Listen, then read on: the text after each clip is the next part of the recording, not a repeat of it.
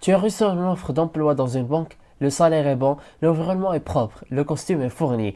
Mais une seule question te hante. Est-ce halal, est-ce haram? Peut-on travailler dans une banque? Reste bien jusqu'à la fin, car ce que tu vas découvrir va peut-être changer ta carrière et ta vie éternelle. D'abord, commençons par comprendre que fait une banque exactement.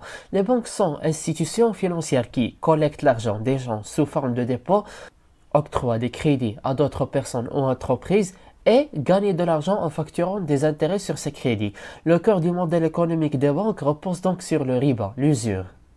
Mais est-ce que toutes les banques fonctionnent avec le riba? Est-ce que tous les postes dans une banque sont concernés?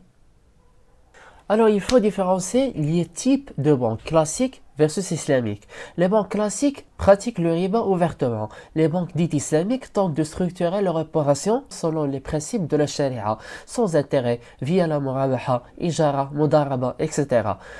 Mais même certaines banques islamiques ont été critiquées par des savants pour avoir maquillé le riba sous d'autres formes.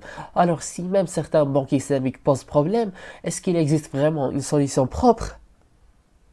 Ce que disent les savants sur le travail dans une banque. La majorité des érudits contemporains s'accordent à dire travailler directement dans une banque usuaire qui pratique le riba, même comme informaticien ou agent d'accueil, c'est haram, car tu aides directement ou indirectement à un système basé sur un péché majeur. Mais certains savants font distinction entre les postes liés au riba, gestion, crédit, prêt, etc., et les postes indirects, sécurité, ménage, maintenance, etc. Mais même si ton travail est indirect, est-ce que tu veux vraiment que ton salaire provienne de l'usure? Et si j'ai déjà un poste dans une banque? Si tu travailles déjà dans une banque et que tu prends conscience de l'interdiction, sache que le repentir est toujours ouvert. Il faut chercher un autre emploi sans tarder. Garde ton emploi temporairement, sans t'en contenter, tout en posant des candidatures ailleurs. Mais si je quitte mon poste, comment je vais nourrir ma famille? Et s'il n'y a aucune autre option dans ma vie?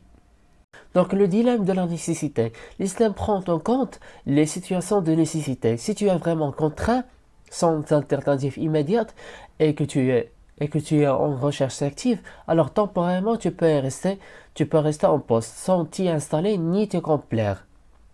Mais attention, la nécessité ne justifie pas la paresse, elle ne doit pas devenir une excuse permanente. Et si je me forme dans la finance islamique, est-ce une vraie alternative?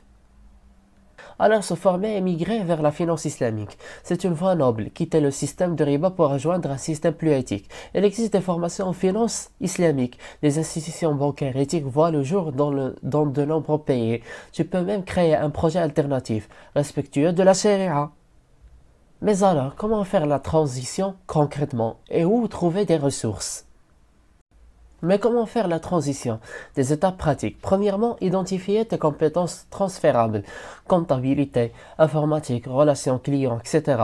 Deuxièmement, chercher activement un emploi dans un autre secteur. Troisièmement, économiser pour préparer ta sortie. Quatrièmement, faire dua, demander conseil et agir avec tawakkul.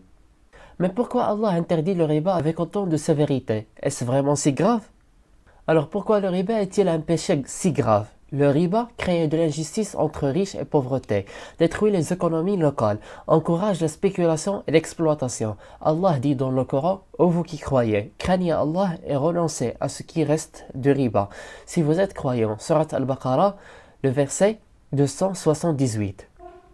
Et le prophète, que la paix et la bénédiction soient sur lui, a maudit celui qui consomme le riba, celui qui le paie, celui qui le rédige et celui qui assiste. Mais est-ce que vraiment un simple salarié de banque sera jugé comme ceux qui pratiquent le riba?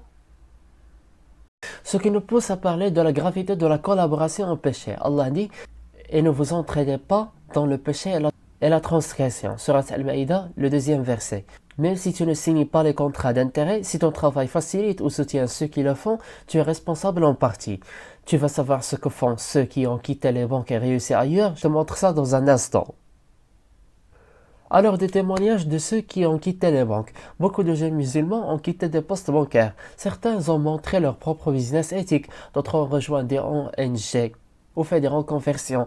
Beaucoup témoignent d'une baraka qu'ils n'avaient jamais ressentie avant. Et si c'était ton tour?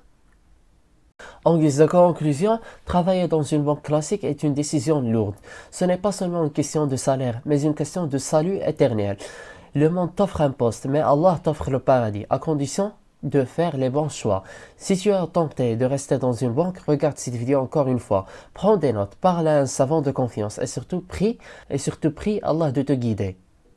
Et je m'interroge, comment tu es intéressé à ce contenu sans que tu vois tes vidéos précédentes dont on parle de la finance halal express. Watchless est un héritage cognitif à l'humanité. À très bientôt.